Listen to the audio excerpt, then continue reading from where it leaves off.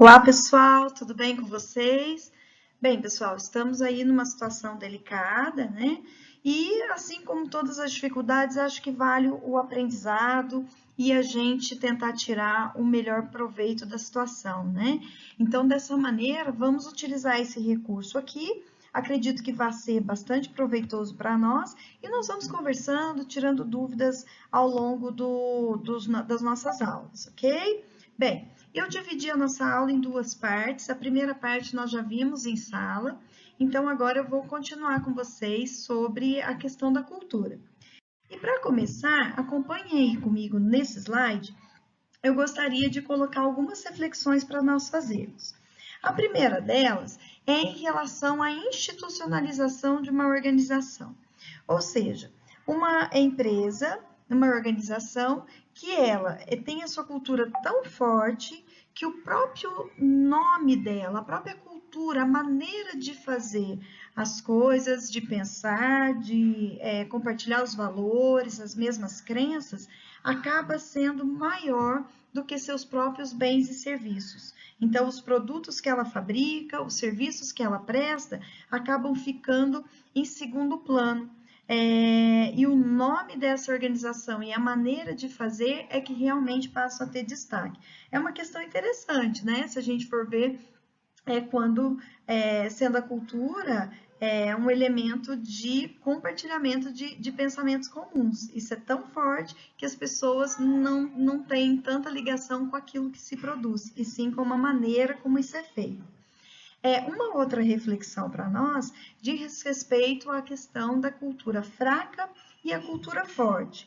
Imaginem comigo, uma empresa de cultura muito forte, muito consolidada, ela provavelmente vai ter mais barreiras às mudanças.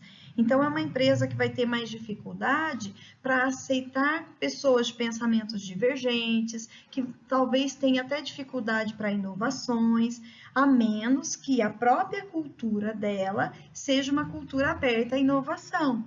Então, vai depender muito de como essa cultura foi construída. Na questão das fusões e aquisições, geralmente, quando acontece uma aquisição, aquele que compra tende a impor a sua cultura para o que foi comprado. Só que não é tão simples assim. Se o que foi comprado ele tem uma cultura forte, com certeza as barreiras e as resistências irão aparecer. Uma outra questão para nós refletirmos. Para vocês, imaginem aí, uma empresa de cultura forte, ela precisa ser mais formalizada, ou seja, os seus processos, eles precisam ser mais documentados ou não? Talvez muitos tenham dito, sim, uma cultura forte precisa de muita formalização. E é exatamente o contrário. Quanto mais forte for a cultura, as pessoas já compartilham daquela ideia de como funcionar, como devem ser feitos os processos, aquilo já está tão enraizado para eles que não há tanta necessidade de registro do que se deve fazer. Então, uma empresa que precisa de muitos registros, de muita formalização, que acaba sendo um pouco mais burocrática, provavelmente a sua cultura ainda não está totalmente forte, muito consolidada. E a questão da cultura nacional versus a cultura organizacional. Nós não podemos esquecer que a cultura local tem muita interferência na forma das pessoas agirem. Imaginemos nós, por exemplo, aqui do sul de Minas, em relação a empresas de uma capital, uma São Paulo, por exemplo. Por mais que nós estejamos próximos a São Paulo, nós temos também um jeito de funcionar diferente deles. E aí, uma empresa tem que ter isso muito claro, porque o que nós vemos muitas vezes? As empresas vêm, principalmente, vamos colocar multinacionais, que fica mais fácil de nós entendermos.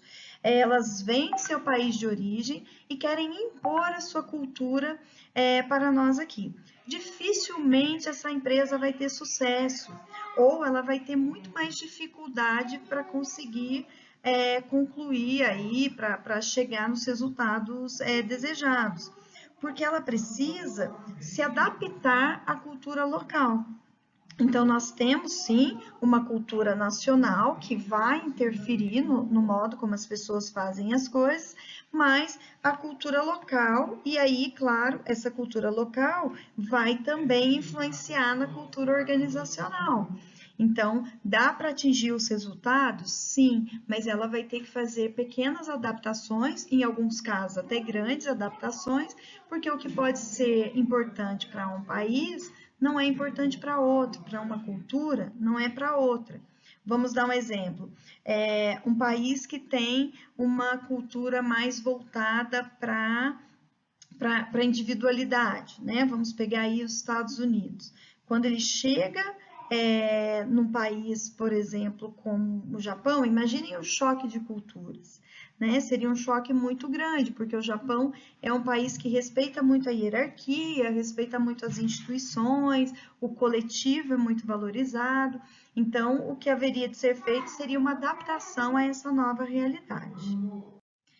Aqui agora nós temos o modelo das 7 características, que é o mesmo modelo que vocês têm para fazer o exercício, que eu postei também para vocês no Fai Online.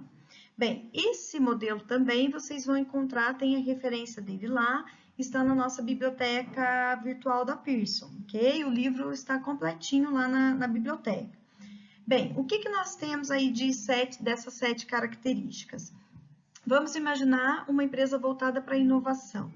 Isso tem a ver com que o grau, a quantidade com que a empresa vai estimular seus colaboradores a serem inovadores, a correrem riscos, a fazerem diferentes daquilo que já se estava estabelecido ou que já era conhecido.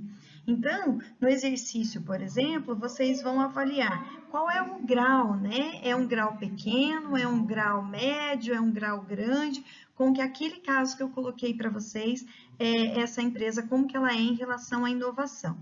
Atenção aos detalhes, seria o quanto que a empresa valoriza mais os processos do que necessariamente o resultado, ela valoriza o caminho, então ela vai na minúcia, é uma empresa que vai valorizar cada detalhe da realização de uma atividade. Por exemplo, imaginem um laboratório farmacêutico, o quanto que ele precisa ter uma cultura voltada à atenção aos detalhes. Qualquer erro, ele pode gerar consequências gravíssimas.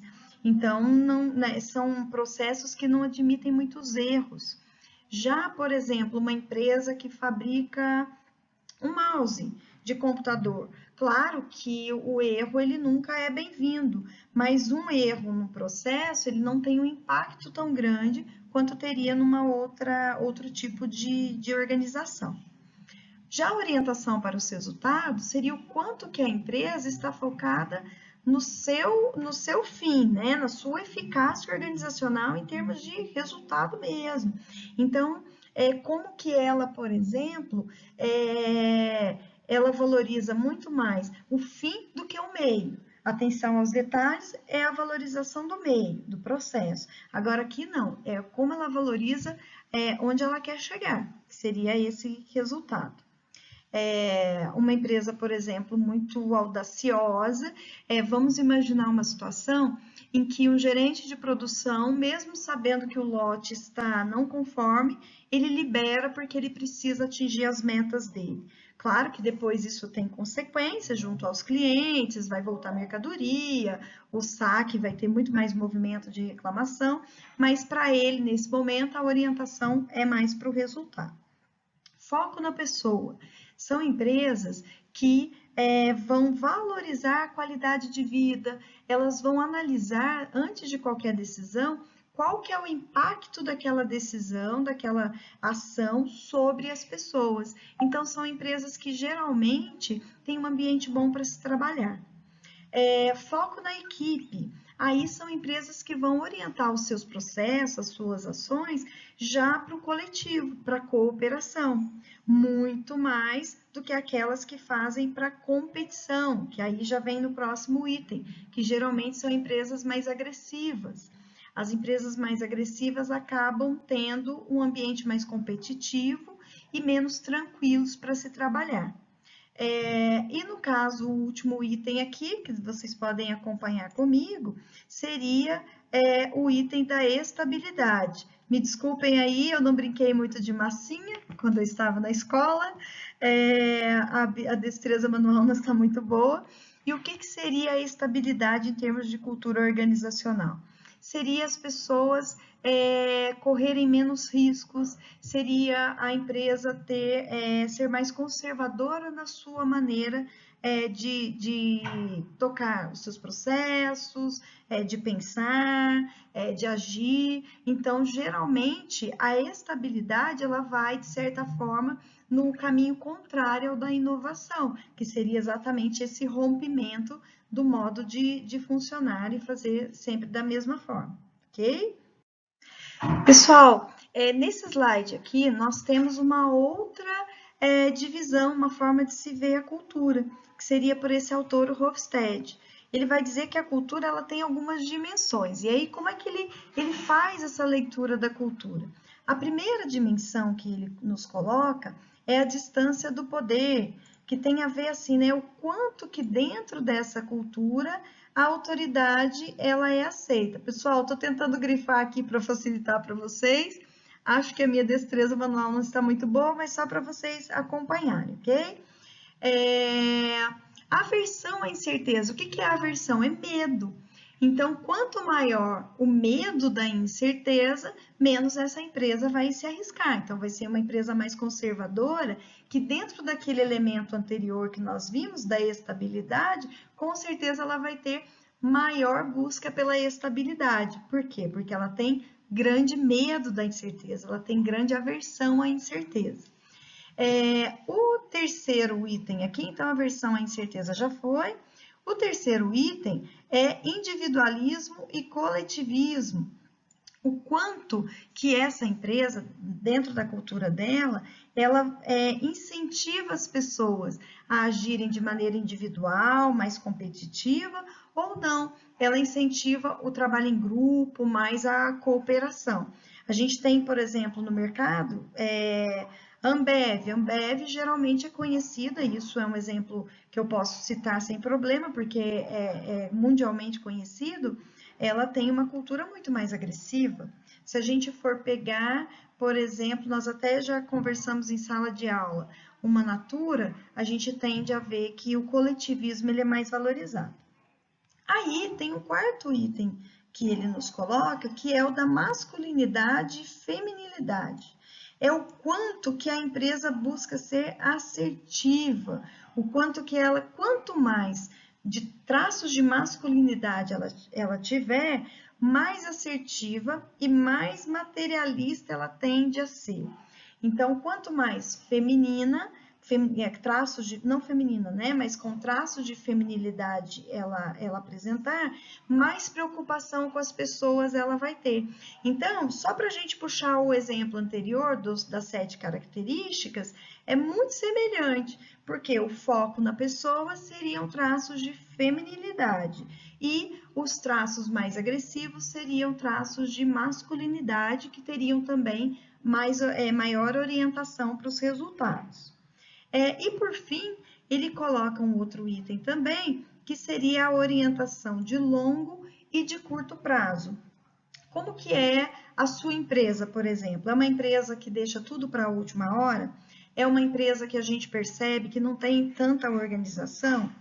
Ou não, é uma empresa que vai mais ao longo, né, com que as coisas vão acontecendo, ela se planeja melhor, ela segue melhor à risca aquilo que estava programado. Tem empresa que nós conhecemos, ela faz um planejamento estratégico brilhante, só que no primeiro mês ela já quebrou todas as suas determinações. Claro, né, pessoal, que as mudanças sempre vão ocorrer, o mercado ele é aberto, tem muitas variáveis de governo, a legislação muda, alguns ajustes sempre são necessários, mas tem empresa que esse ajuste ele é muito dinâmico, o que nos indica que ela talvez tenha um foco, uma orientação muito mais para o curto prazo do que para o longo prazo, ok? Seguindo aqui, aí a gente tem alguns níveis de apreensão da cultura que eu vou passar o slide, vou para o slide posterior, que fica mais fácil de eu mostrar para vocês, porque ele vai mostrar o seguinte, dentro da cultura, nós vamos ter elementos que nós podemos ver, né? São os elementos visíveis, e tem aqueles elementos que são encobertos, que são escondidos. Então, o que a gente pode ver? Eu posso ver o mobiliário, eu posso perceber como que a empresa lida com a tecnologia, se ela é mais moderna, se ela é mais obsoleta. Isso é facilmente identificado. As políticas, por exemplo, de RH, é uma empresa mais preocupada com as pessoas, é uma política mais conservadora, mais antiga. Quando a gente vai num processo seletivo da empresa, a gente já tem uma ideia de como ela funciona. Então, esses são os artefatos visíveis. Já os artefatos encobertos, eles estão muito ligados aos valores, às percepções das pessoas, os sentimentos que elas têm em relação à cultura. Muitas vezes a gente vai tentar medir, avaliar esses elementos na pesquisa de clima, mas nem todos eles a gente vai conseguir identificar, porque alguns, inclusive, funcionam de maneira inconsciente. Alguns colaboradores agem sem nem saberem por que estão agindo daquela maneira, porque o movimento de grupos leva a fazer a ter determinada postura. Ok? Então, o que a gente precisa ter bem claro aqui é que nós vamos ter elementos muito fáceis de identificar e outros que a gente vai precisar ter um tato, a gente tem que ter um olhar diferenciado para conseguir, e mesmo assim, nem sempre nós vamos ter êxito nessa tarefa. Oi, pessoal! Ó, até mudei de roupa para a gente conversar um pouquinho mais sobre os elementos da cultura, ok? Bem, vamos lá. Nós já vimos a questão dos artefatos visíveis, que é a parte concreta da empresa, fácil de identificar, e também os pressupostos básicos, que são aqueles que são invisíveis, que são até inconscientes, são as percepções, os sentimentos das pessoas. Agora, nós vamos falar de outros elementos que, de certa forma, eles podem dar indícios e eles podem também reforçar tanto os pressupostos básicos quanto também os valores compartilhados e até mesmo os artefatos visíveis, ok? Alguns autores eles vão dizer que existem vários elementos da cultura, alguns falam de 7, que aí seriam os artefatos que nós vimos, os pressupostos, os valores compartilhados e esses elementos que eu vou colocar agora aqui para vocês. Alguns autores falam até mesmo de uma linguagem como sendo elemento da cultura, sendo que algumas empresas têm um jeito de falar, têm um jargão diferente de outras empresas. Então, isso também seria uma forma de fazer as pessoas se sentirem parte daquela cultura, daquela organização, ok? Bem, vamos lá então. Primeiro elemento da cultura aqui, que seriam as cerimônias.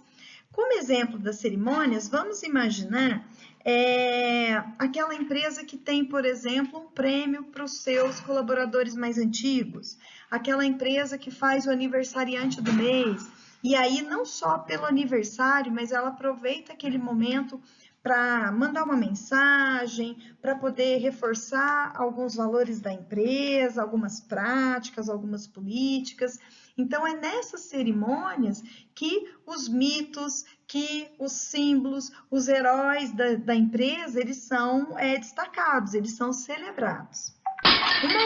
Um outro elemento que nós temos são os ritos, né? Que também tem a ver com cerimônias, mas eles não são tão formais.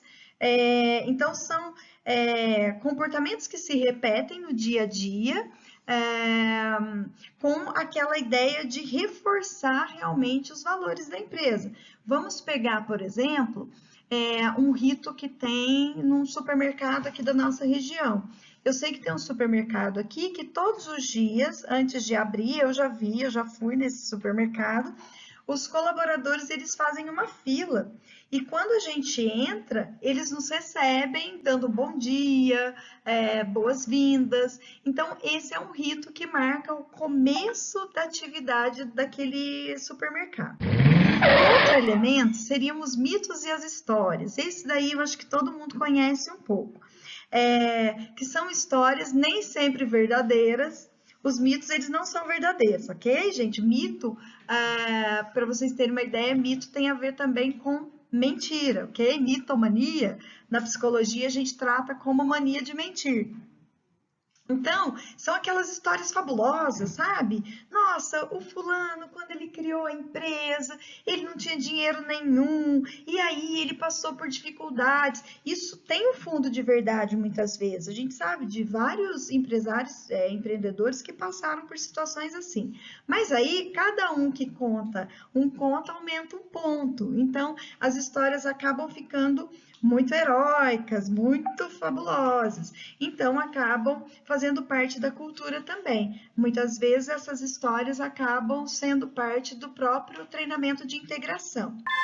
E, por fim, nós vamos ter os símbolos que algumas empresas vão utilizar, né, para reforçar que você faz parte dela. Por exemplo, um pessoal da maçonaria.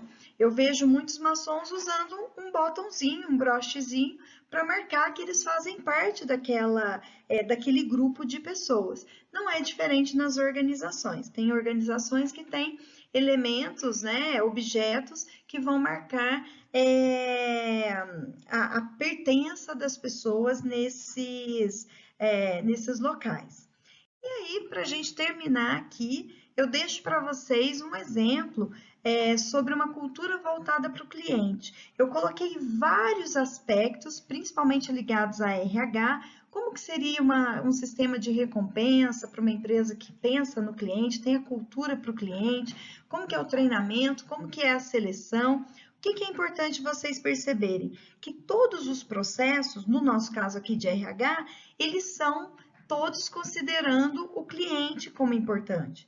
Então, desde a seleção até a entrega, até a forma de remunerar as pessoas, eu vou considerar esse cliente como um valor para nós, como a satisfação do cliente como um valor, ok? Então, um exemplo aí para vocês estudarem depois com calma. Bem, aqui são as nossas referências, eu espero que vocês tenham gostado. Dúvidas, depois a gente vai conversando, tá bom?